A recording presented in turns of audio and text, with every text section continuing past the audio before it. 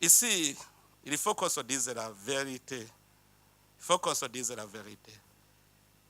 Si on veut réellement déraciner les modes à l'origine du sous-développement de l'Afrique, nous devons encore penser d'où ça vient.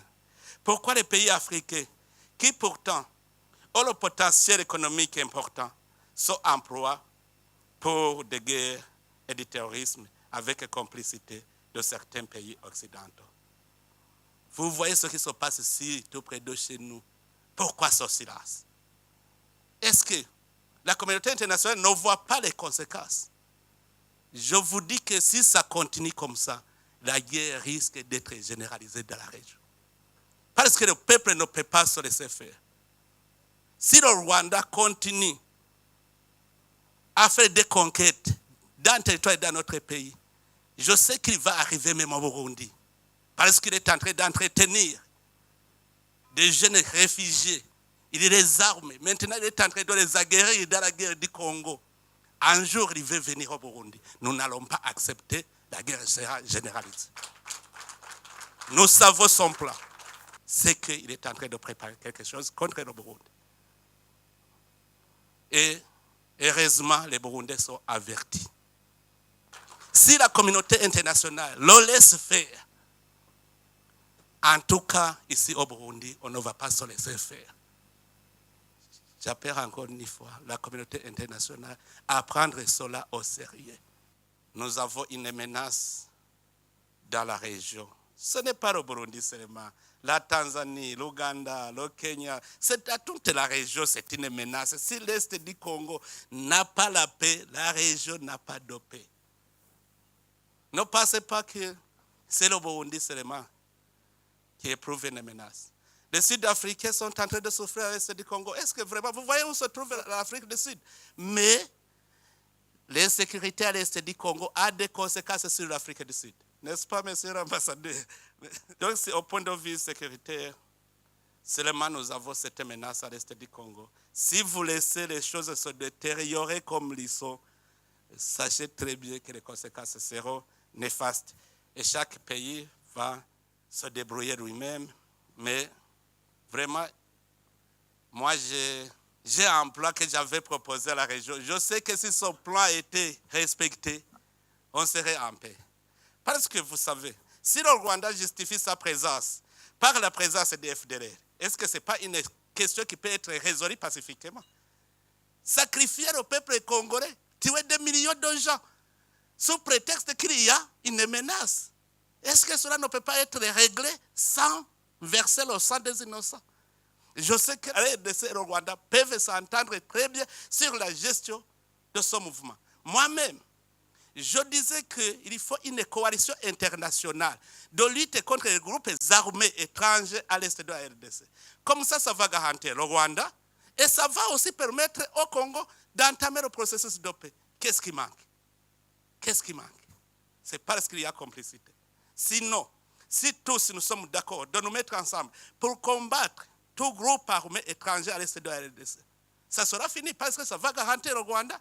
Ça va aussi permettre au Congo d'organiser son pays pacifiquement. Ça, c'est un.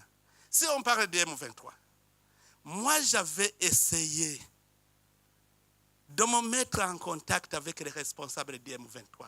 Je leur ai dit, si réellement vous n'êtes pas des Rwandais, pourquoi vous n'acceptez pas de déposer les armes et emprunter le chemin de la paix? Comme vous êtes Congolais, vous aimez votre pays.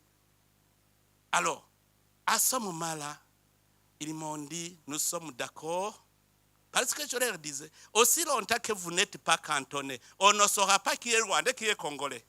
Il faut d'abord aller dans la zone de cantonnement, comme ça les Congolais sont à part, et puis les Congolais vont entamer le processus de paix, et les Rwandais vont rentrer chez eux. Sinon, on va toujours vous considérer comme des Rwandais. Et ils m'ont dit, le problème c'est qu'on nous impose d'être cantonnés dans une zone invivable.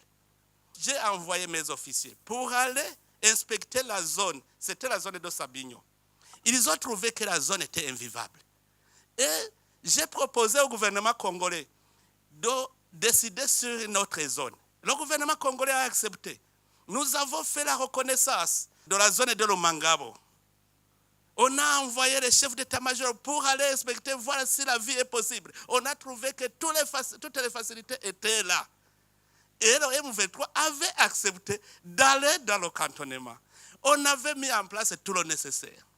Mais au moment où on allait commencer le mouvement, ils reprennent le combat. Pourquoi? Alors que chez moi, d'ailleurs, ils avaient dit, si nous y allons, quelle est la suite? La suite, c'est maintenant aller dans le processus de paix, les négociations de Nairobi. Et tout ce que vous réclamez, vous allez le réclamer pacifiquement. Ils avaient accepté. Et j'avais convaincu même le gouvernement congolais, souvenez-vous, le gouvernement congolais avait dit, s'ils acceptent d'être cantonnés, c'est qu'ils acceptent le processus de paix, nous allons les intégrer dans le processus de Nairobi. Le gouvernement congolais était d'accord. Mais quand ils reprennent le combat, comment négocier avec quelqu'un qui ne veut pas la paix? D'abord, pour négocier, il faut créer des conditions favorables aux négociations. La première chose, c'est le désengagement des forces pour ramener la confiance entre les parties en conflit. Que ce soit le Rwanda, que ce soit la RDC, il faut que d'abord, il y ait cessation des hostilités, que les forces se désengagent. Comme ça, on crée un climat de confiance. Les gens vont se parler sans inquiétude. Or, entre les États, comment s'effectue le cessez-le-feu, le désengagement? C'est que les forces dans notre pays vont se désengager et aller dans leur pays. Et ils vont entamer les négociations. C'est normal. Mais qu'est-ce qui manque? La communauté internationale est ici. Qu'est-ce qui manque sur les deux processus? J'avais proposé ce plan et la région avait décidé d'envoyer une force régionale pour d'abord sécuriser les citoyens congolais, mais aussi pour combattre les groupes armés étrangers.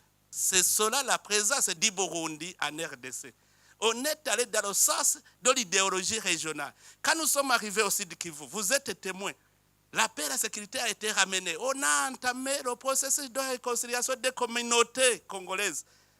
Jusque maintenant, c'est calme.